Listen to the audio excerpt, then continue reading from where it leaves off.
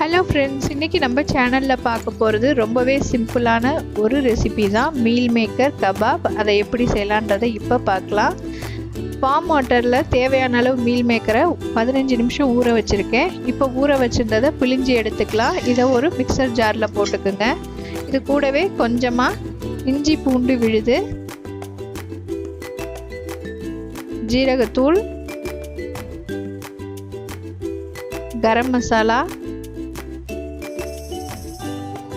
சோம்புத்தூள், கொஞ்சமாக பெப்பர் தூள், Kashmiri chilli powder கலருக்காக, கொஞ்சமாக மஞ்சத்தூள், இதுக்கு தேவையான அளவு உப்பு,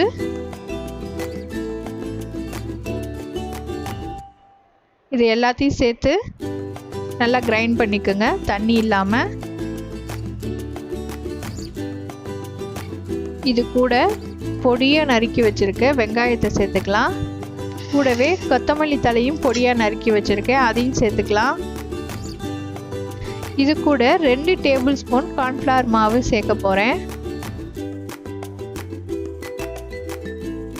அரை மூடி லெமன் ஜூஸ் ஊற்றிக்கோங்க. அந்த வீடியோ மிஸ் ஆயிடுச்சு.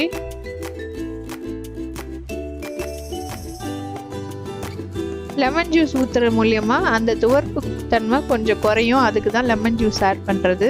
இது எல்லாத்தையும் நல்லா கலந்துக்குங்க. தண்ணி எதுவும் ஊற்றக்கூடாது. எந்த அளவுக்கு நீங்கள் கையால் பிசைகிறீங்களோ அந்த அளவுக்கு உடஞ்சி விழாமல் வரணும். இப்போ பாருங்கள், உடஞ்சி விழுது. நான் மறுபடியும் கையால் நல்லா பிசைஞ்சிக்கிறேன்.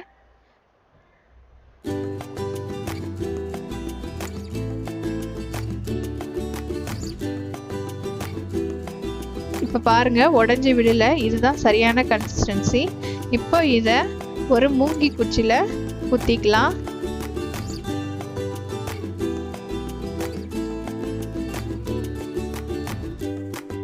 இப்போ ஒரு தோசை தவாவை அடுப்பில் வச்சுருக்கேன். கொஞ்சமாக எண்ணெய் ஊற்றிக்கலாம். நான் ஷாலோ ஃப்ரை தான் இன்றைக்கி பண்ண போகிறேன். நம்ம ப்ளேஸ் பண்ணி வச்சுருக்க கபாப்ஸை இப்போ தவா மேலே வச்சிடலாம். தேவையான அளவு எண்ணெய் ஊற்றிக்குங்க. எல்லா சைடும் திருப்பி திருப்பி வேக வச்சுக்குங்க. அப்போ தான் வேகும். ப்ளஸ் மூடி போட்டு வேக வச்சாதான் உள்ள வரைக்கும் நல்லா வேகும். ஸோ எண்ணெய் ஊற்றி மூடி போட்டு திருப்பி திருப்பி சிம் ஃப்ளேம்லேயே வேக வைங்க.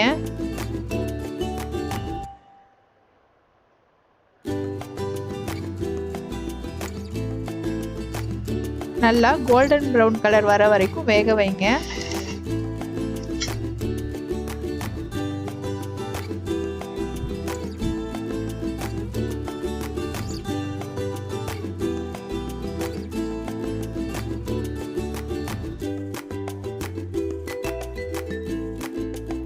எண்ணெய் எவ்வளோக்கு எவ்வளோ எண்ணெய் ஊற்றுறீங்களோ அந்த அளவுக்கு கிறிஸ்பி ஆகும். ஸோ கொஞ்சம் கொஞ்சமாக அப்பப்போ எண்ணெய் ஊற்றிக்குங்க. அவ்வளோதான். இப்போ சூப்பராக ரெடி ஆயிடுச்சு நம்மளோட மீல் மேக்கர் கபாப். இந்த ரெசிபி உங்களுக்கு பிடிச்சிருந்தா லைக் பண்ணுங்கள், ஷேர் பண்ணுங்கள். தேங்க்ஸ் ஃபார் வாட்சிங்.